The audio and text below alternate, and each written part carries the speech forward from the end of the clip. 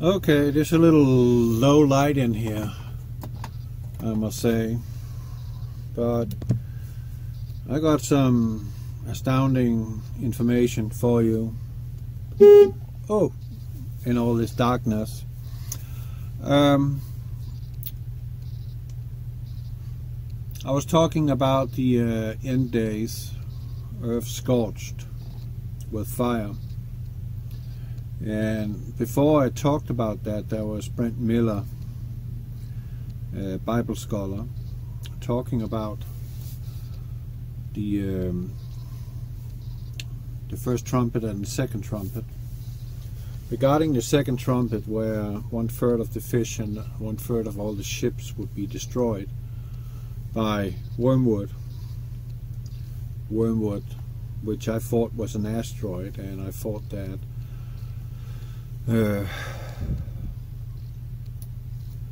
trumpet number 1 is a meteor shower and igniting everything, but it makes more sense what he said than what most of us has run around believing or thinking that is what it is.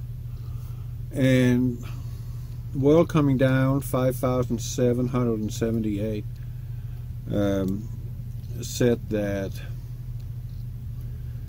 it would not be possible to blow up that many ships and kill that much. Well, Susan Bettinger, she came to my rescue on that one. I was in business of reading all my comments. Why the heck is the light so bad? Let's have some fun. Well, she told me that Mike from around the world talked about that they have found a volcano, an ancient volcano, out in the Pacific Ocean, some 900 miles east of Japan, called the Tamu Massif.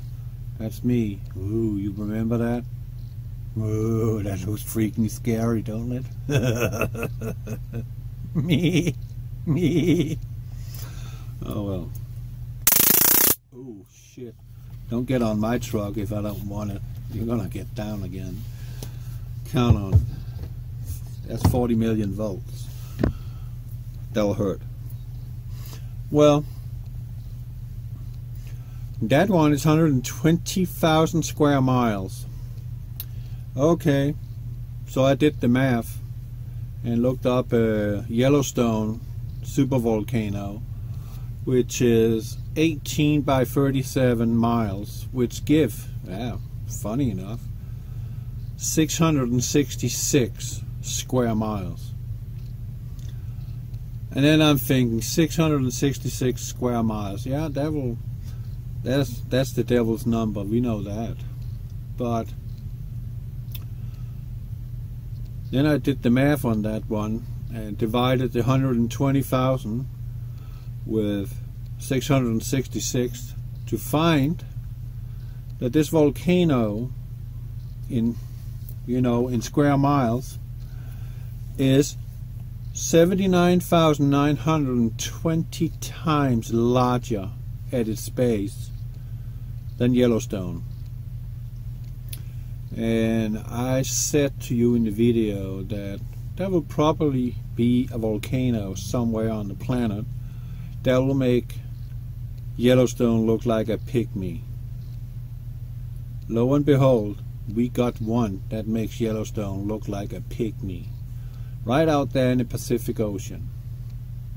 And then I explained to World Coming Down, World Coming Down 5,778. I explained to him, when that one goes off, let's just say it's Tamu Massif doing it. When that one goes off, there will be an upward pressure streaming up towards the surface of the ocean. It will rise an enormous plume of water, and when it comes up, the water will be like this. And how big, I don't know the wavelength of that will be, that can be a couple of 100 miles before it reaches the surface, because the bottom is down at 6,500 and something feet. That's fairly low, and in that time it goes up. It will do like this, and it will push the water upwards. And I assure you, every single ship in the entire Pacific Ocean, those who are at sea and those who are at harbor, those who are at harbor will be hit by a tsunami and washed inland a couple of 100 miles. They will not come to sea again, ever. And those who are already out there sailing, when that water comes, those ships will simply just do like this, fall right over and sink. If they're on the side of it, they'll be flipped over immediately, because that wall of water will pretty much come like that. It won't be a little ripple. It will come like that, and a ship being hit by that is going to push it away. Simple. Very simple. So how would that volcano kill 1/3 of all the fish? Well, the Pacific Ocean is the largest ocean on the planet. It's vast. It's huge. There's a lot of fish in the Pacific Ocean, and they will be poisoned. And that might just be 1/3 of all the fish in the oceans. So that's pretty much where I stand on that one. God is saving the best for last. Just like you did when you were a kid, when you were eating your dinner. You always said, save the best piece as your last mouthful. And the trumpets is, you know, judgment of our wicked ways.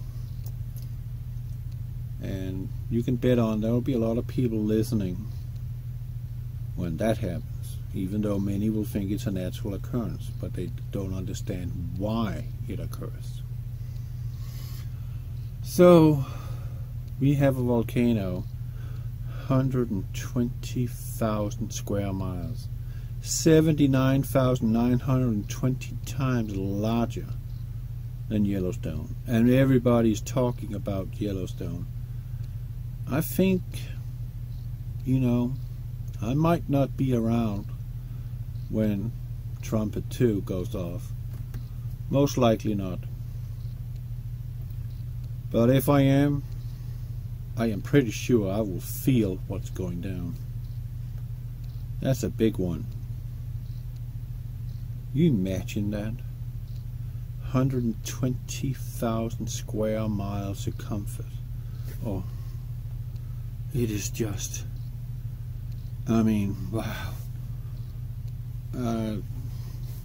That's, oh, again.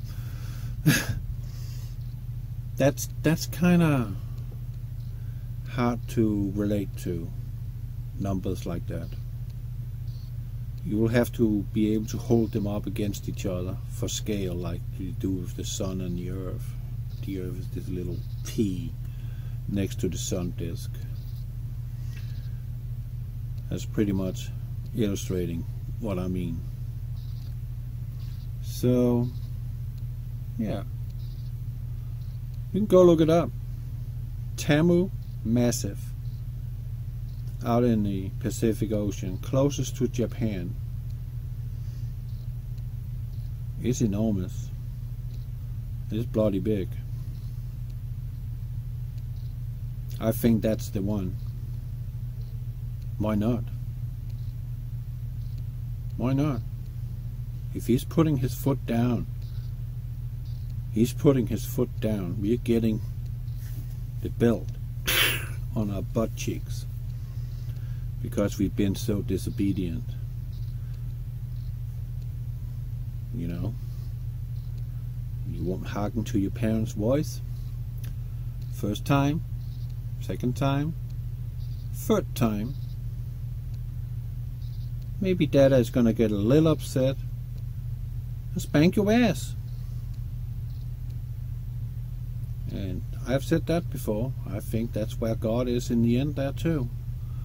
I think he has had enough. It's enough. And how dare we not treasure what we have? Why are we so keen on abolishing everything and make up our own religions and all that stuff? Christianity is not a religion. It's faith. It's a completely different mindset. And there's nowhere in Christianity, if it's real Christianity, that there's any violence, any hate, any of all that stuff. We will be living in a world of peace. Do you see peace anywhere else? No. And if anybody calls themselves Christian, waging war or fighting amongst themselves, you better question yourself if you're one of those who's participating in that. Are you really a Christian? I hardly doubt that. Over and out.